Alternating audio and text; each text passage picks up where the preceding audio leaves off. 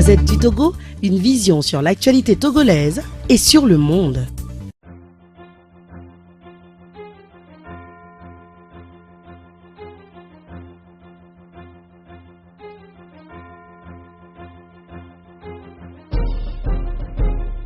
Je pense que la ville de Kara, comme à l'instar des autres villes du pays, la ville de Kara aujourd'hui est une ville qui vit la situation actuelle avec beaucoup d'anxiété.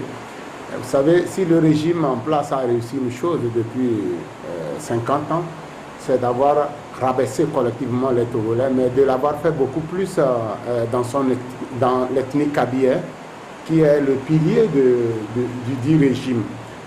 Kara est une ville sinistrée à plus d'un titre. D'abord, sur le plan de l'économie locale, les unités de production qui avaient été implantées dans Kara, Sotoko, Togotex, il y a eu un petit centre industriel. Tout cela est devenu aujourd'hui de simples dépotoirs. Ensuite, la ville de Kara a connu, en plus de ce naufrage économique, a connu une pression politique assez forte qui a fait que l'investissement n'a pas eu lieu à la fois au niveau des populations locales et au niveau des investisseurs étrangers. Les ONG sont peu implantées dans la COSA et je pense qu'aujourd'hui il y a un poids de la misère plus élevé dans la COSA que dans beaucoup de préfectures de notre pays.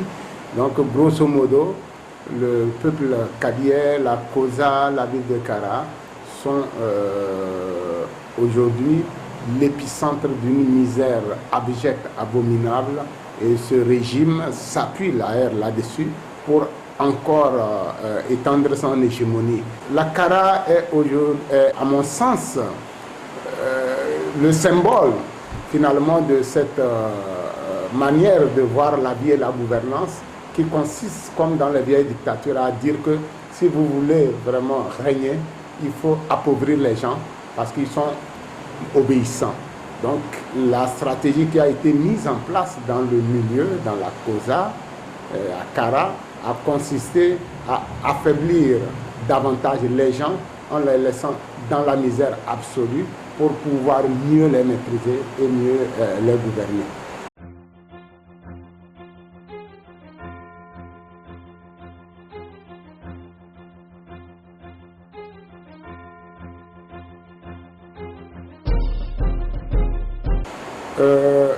Oui et non. Oui, parce que l'opposition a essayé à travers ses représentations locales d'organiser des manifestations parce que l'opposition existe dans Kara. La ville de Kara est une ville cosmopolite comme toute ville. Il y a beaucoup de populations qui se regroupent en ville à Kara et les partis politiques ont des sympathisants à Kara. Donc l'opposition a essayé d'organiser des manifestations à Kara qui ont été malheureusement assez vite étouffées et réprimées par la milice du régime. Donc la ville de Kara est une ville où on a rapidement étouffé les velléités de contestation et de manifestation. Mais la ville de Kara aussi est comme les autres villes parce que dans cette ville-là, il y a un ras-le-bol général qu'on retrouve dans les autres villes du pays. Dans cette ville-là aussi, il y a une aspiration profonde au changement politique qu'on retrouve sur l'ensemble du territoire national. Donc voilà comment se présente la situation à Kara.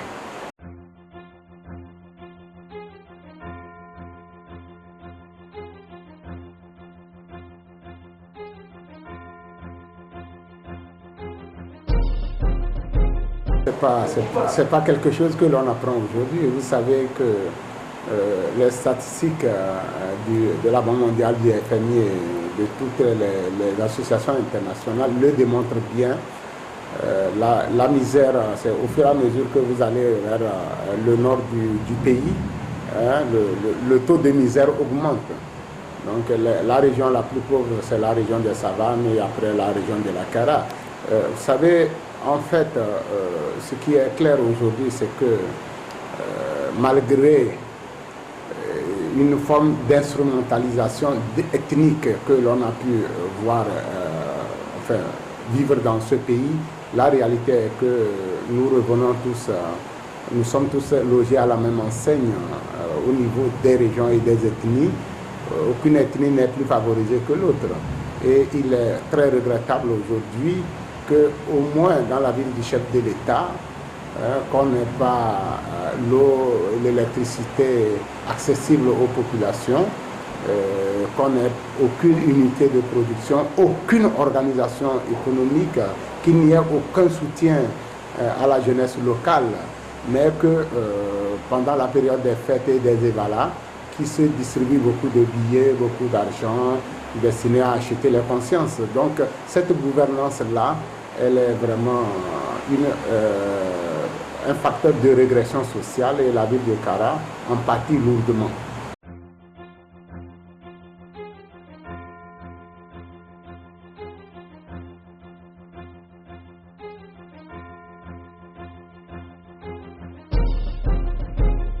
Vous savez, c'est pas maintenant. Nous avons commencé les manifs en 2002. Voilà, la première manifestation à laquelle j'ai assisté, c'était en 2002, lorsque sous le président Yadema, on avait augmenté les prix des produits pétroliers. Et en 2003, mon parti politique a présenté M. Perret à l'élection présidentielle contre Yadema. C'était un crime de lèse-majesté que nous avons commis aux yeux du régime RPT. J'ai poursuivi mon combat avec l'opposition démocratique, qu'on a appelée à tort opposition radicale.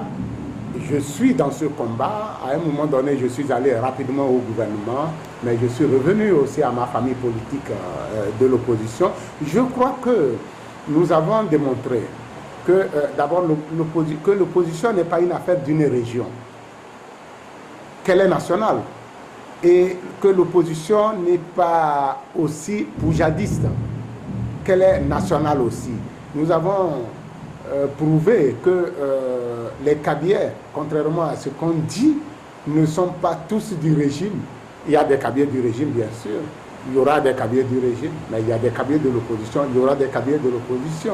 D'ailleurs, avant nous, il y a des aînés Kabyles qui ont lutté pour le changement contre Yadema, même aux toutes premières heures de son arrivée au pouvoir.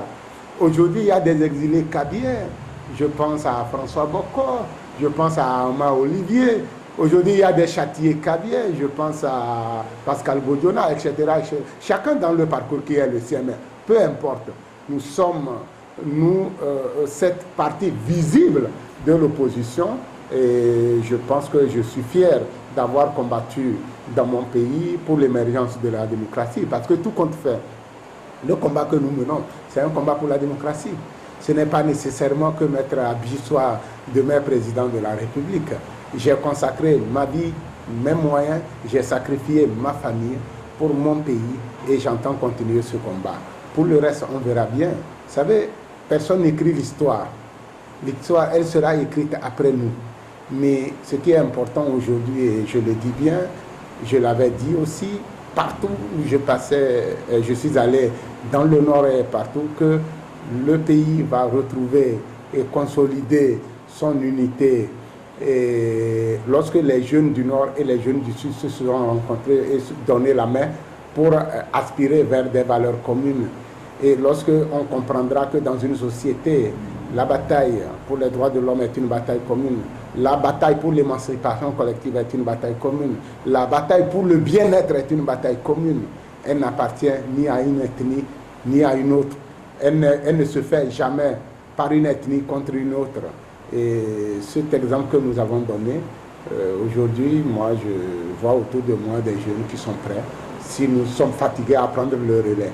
Lorsque nous manifestons, il y a beaucoup de Kabyles dans la manifestation. Des fois, on les voit peu, mais il y a beaucoup de Kabyles que je vois qui me saluent et je suis fier de les voir prendre part à ce combat. Lorsque nous manifestons aussi, et ça ne se dit pas beaucoup, Il y a beaucoup d'agents des forces de l'ordre et de sécurité qui, par des gestes de tête, dans le regard et autres, on les voit aussi s'associer pleinement à cette aspiration nouvelle, puisque tout compte fait, c'est une aspiration légitime au bonheur, c'est une aspiration légitime au changement, c'est une aspiration légitime à la dignité humaine, aux droits de l'homme, à la prise en considération même des différences dans notre pays. Cette aspiration-là, il faut qu'elle aboutisse à quelque chose de concret pour notre pays et pour les générations à venir.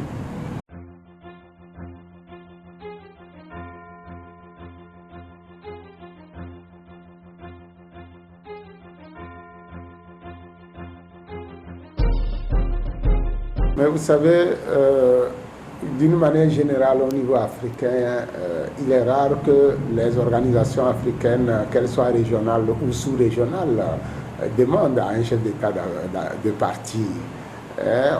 C'est le président Wade, lorsqu'il était opposant, qui a qualifié ces organisations de syndicats des chefs d'État, parce que le problème est réel. Dans le cas du Zimbabwe, je pense même la SADC n'était pas sur la ligne que M. Mugabe partait tout de suite.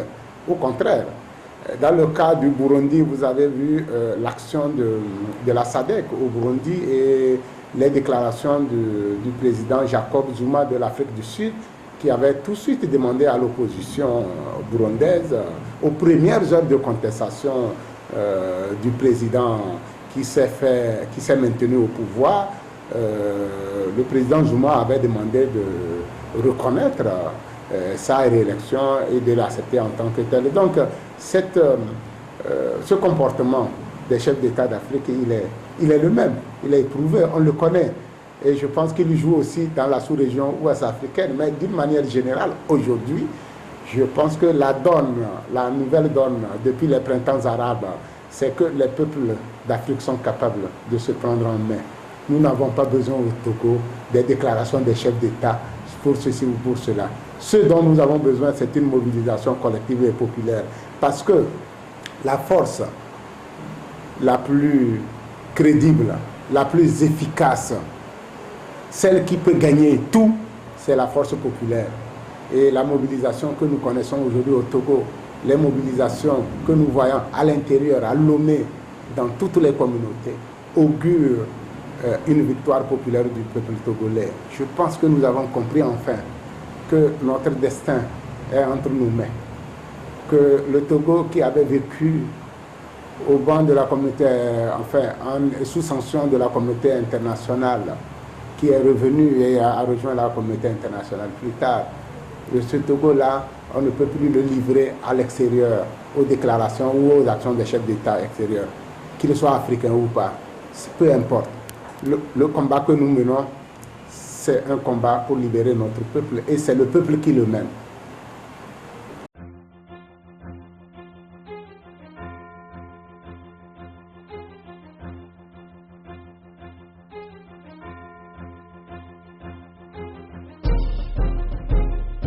Mais je suis fier, c'est maintenant que je sens qu'on peut être fier d'être Togolais. Vous savez, on était frustrés à un moment donné d'être Togolais parce qu'on n'arrêtait pas de nous interroger, de nous interpeller à l'extérieur. Mais vous au Togo, mais qu'est-ce que vous faites? Pourquoi vous êtes sous une monarchie de 50 ans? Je vois vraiment que le peuple togolais, d'une manière soudaine et d'une manière collective, se mobilise pour le changement. Et je vois aussi qu'aujourd'hui, dans cette mobilisation, il n'y a pas de distinction entre les ethnies, entre les couches sociales. Je vois que dans cette mobilisation, les jeunes de plus en plus comprennent que c'est leur avenir qui se joue là. Et moi, lorsque je perçois ces signaux-là, je comprends que notre pays peut avancer vers la démocratie, mais avancer aussi vers le progrès. Parce qu'il n'y a pas de progrès possible lorsqu'il n'y a pas de mobilisation. Il n'y a pas de progrès possible lorsque les gens ne se sentent pas concernés par l'intérêt général et le devenir collectif d'une nation. Et je vois la nation togolaise se mettre aujourd'hui en route. Et je pense que certains de ma génération, avant eux, d'autres, nos aînés, et ceux qui viendront demain, vont rendre ça réel. Merci beaucoup. Merci. Gazette du Togo, une vision sur l'actualité togolaise et sur le monde. Rejoignez-nous sur le www.lagazettedutogo.com ou sur nos comptes Facebook, Twitter et YouTube. Pour tout contact, écrivez à contact@lagazettedutogo.com ou appelez le 92 80 88 53. La Gazette du Togo, c'est l'information en continu.